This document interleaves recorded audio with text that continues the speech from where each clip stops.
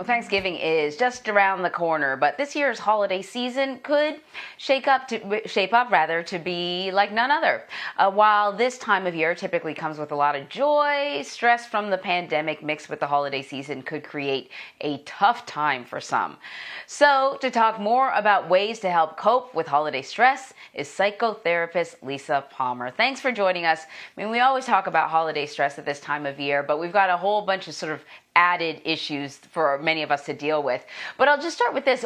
Why are the holidays such a stressful time of year? I mean, often you're looking forward to them, but then you're a bag of nerves throughout the whole thing.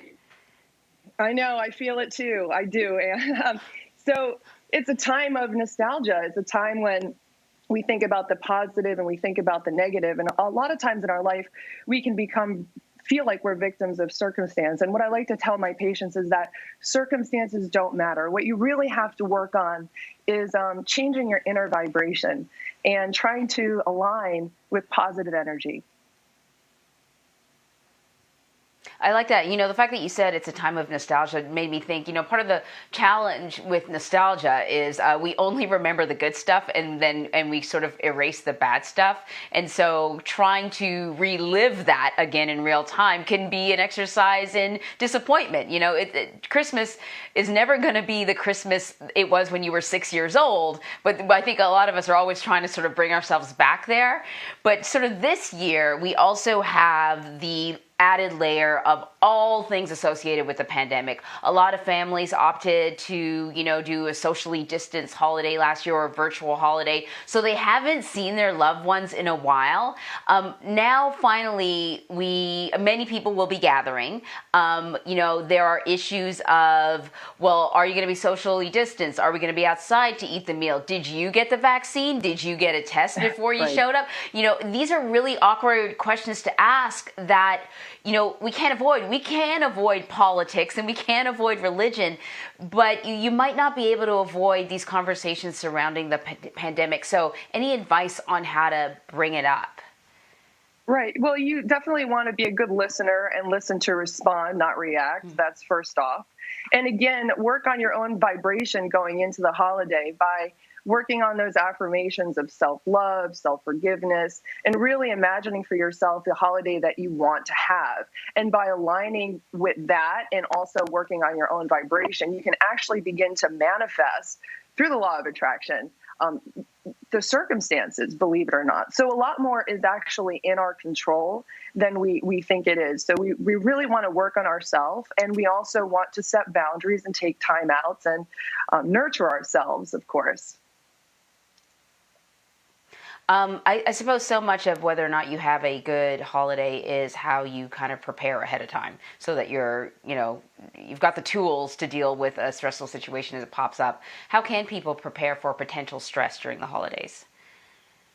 Well, again, I go back to self-care. I go back to working on those affirmations and being in that place of abundance. And you can do meditations. You can listen to apps. Apps are very valuable resources for mindfulness, meditations, working on positive core belief systems that you actually are abundant and that you are worthy and that you have gratitude, and kind of approaching the holidays with appreciation. And instead of thinking about the past and what's lost, try to come from a place of gain. Try to come from a place of abundance. And when you come from that, you can magnetize that to you. And when you work on your self-concept, so much can change in your circumstances and your reality. And when things get negative, try not to focus on the negative, but go back to that place of peace within yourself, and you'll begin to see your circumstances start to shift. Right. So pull those positive vibes towards you. I think there are times, though, that sometimes people lean into coping mechanisms that actually might not be so positive. Are there any coping mechanisms that you think people should try to avoid during this time that could possibly just make things worse? Well, as you know, especially with the pandemic, a lot of people have even turned even more to addictions as a way to cope and self-medicating. And that's never good, because when you're feeding negative with negative, it's going to reap more negative. So we want to try to change that. We want to try to get, again, more into our positive and create positive energy, positive vibrations, positive emotions and feed that with positive thoughts and really try to break those vicious cycles, especially coming to the new year. It's a new beginning. So if you are somebody that's struggling with an addiction, it can be time to change, and you can actually look to your family and friends for support in that. Yeah, take it easy on the spiked eggnog, just in case. The other kind of element, I talked about the nostalgia of the 6-year-old holiday season. An element that was not around when I was 6, that is around now, is social media. And boy, on social media, everyone's having the time of their life, and it can sort of add a whole other layer of pressure and stress. Any advice for that? Should we just avoid social media? But it's sort of hard, because part of what social media does is also allow us to connect with others. And that's the point of the holidays too. Right. Trying to detox from social media is almost impossible these days, because it's so much a part of our life, so much more a part of our life than when I was a child or you were a child. And a lot of times when we're exposed to social media, it can be triggering for us, because sometimes we're hearing bad news or sometimes we're hearing good news, and we're seeing things in people and the way that they're living their life that maybe we're not living. So we're kind of comparing ourselves to them. I would just say to try to use social media in the positive, post positive things about yourself.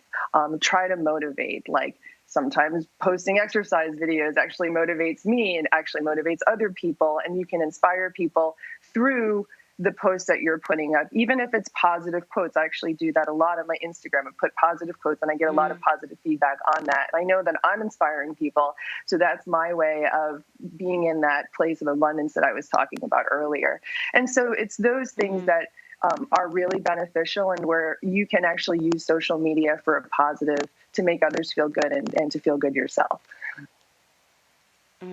So let me ask you, I like the idea of, the only thing that you can really control is sort of your own attitude, right? So you lean into positivity and hope that what you get in return, what is reflected back to you, is what you're putting out, positivity. And so that has an impact on your entire experience. But, there's always kind of that one relative that no matter what you exude, they, give you back negativity. And sometimes you just simply can't avoid them, particularly at this time of year. You can spend the whole year avoiding them, but right around now, you kind of got to deal with them. I mean, can you sort of just leaning into positivity, can that be enough when you're dealing with particularly toxic relatives? And, it's not just sort of the grumpy uncle, but we have relatives that are truly toxic and damaging to us, but that we have to sit with. So, what do you say when you're to people who are preparing to sit down with, sometimes those relatives are a sister or a mother or a father. I mean, people who know you very well and know exactly how to push your buttons.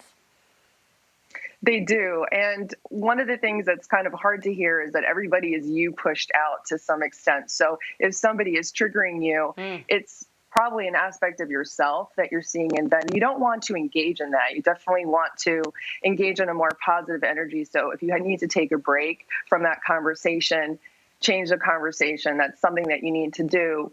And again, realign yourself with your own positive energy to shift that. And you'll begin to see some shifts taking place when you're not engaging in that negative energy. So that's my advice. You're the star of your own movie. So you have to be able to take control over yourself, over your own energies, no matter what environment you're in. And you're going to begin to see the energy change around you. I like that. I'm the star of this movie. I'm going for an Oscar. Lisa Palmer, thank you very much. Thanks for having me on the show.